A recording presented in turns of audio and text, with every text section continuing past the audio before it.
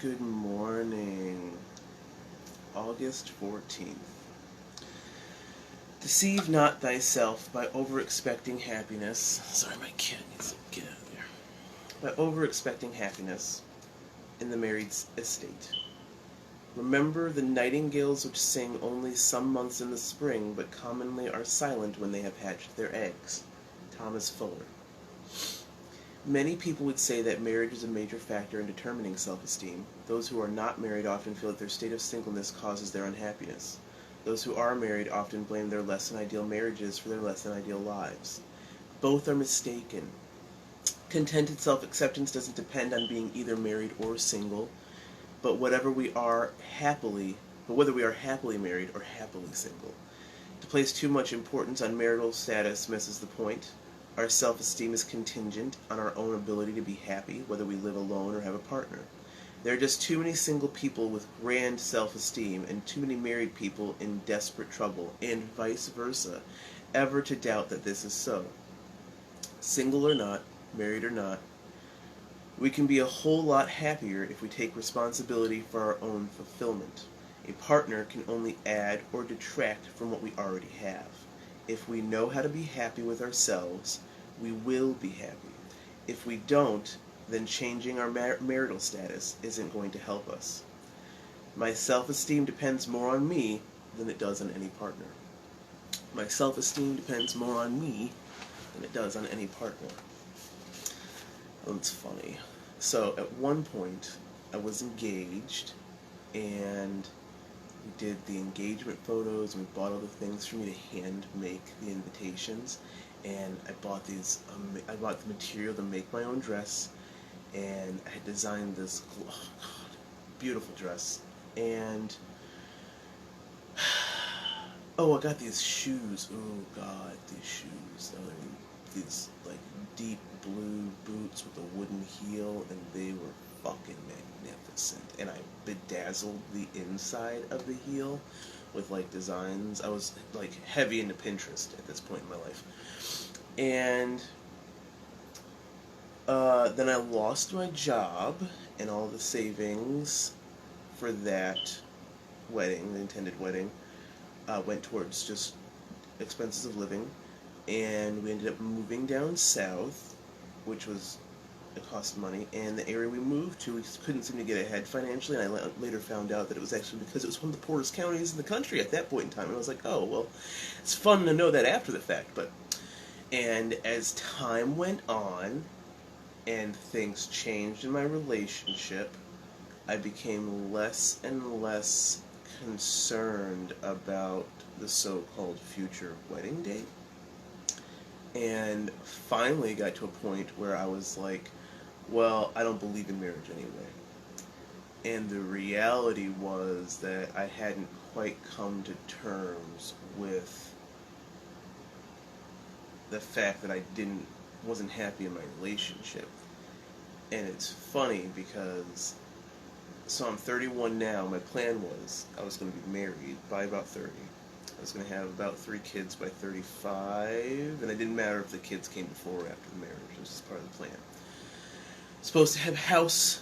The house was supposed to have a lot of land around it. There were supposed to be trees involved. Lots of pets. That was the goal. That was the plan. I wasn't capable of even imagining anything outside of that. And so I hung on to a really unhealthy, damaging relationship for a long time because in my mind,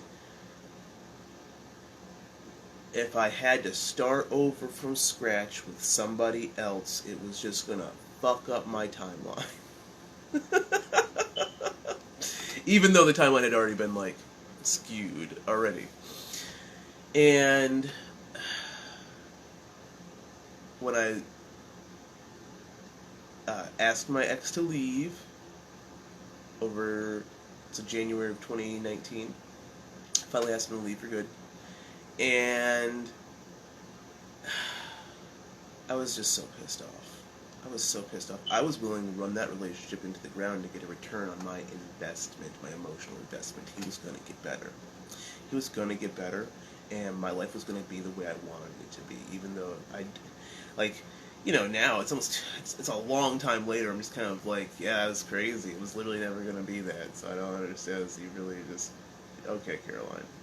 You know, you like think about the things that past you have done, and just kind of like, oh, God. I guess that was a choice. Okay. And so now, the path to becoming happy and being single took a while because of trauma, because of healing of other things, self-worth issues, self-esteem issues.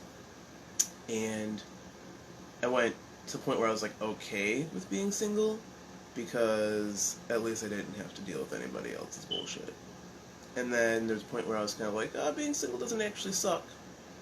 And then there was a point where I was kind of like, oh, dude, I had all of this time to work on me. What? And it was just like, oh. And so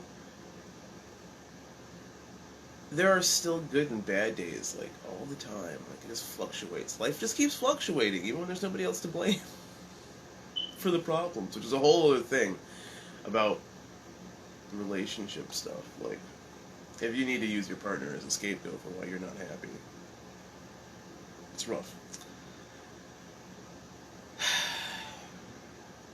So, and here I am, happily single, and life is the same but different. And my self-esteem is much healthier than it's ever been when I've been in any partnership or codependency in my entire life. And that's okay. Do I ever want to get married for real, though? Yeah, sure. But not under the terms and conditions of, like, just getting married for the show, you know?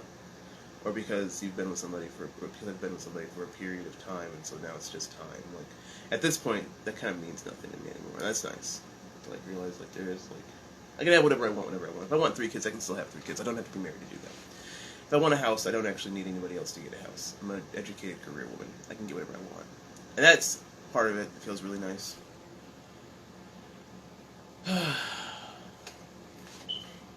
My self-esteem depends more on me than it does on any partner. And from where I'm sitting now in my life, that's a huge relief to think about because, yeah, good. And I've got it. And that's nice. Yeah. Good morning.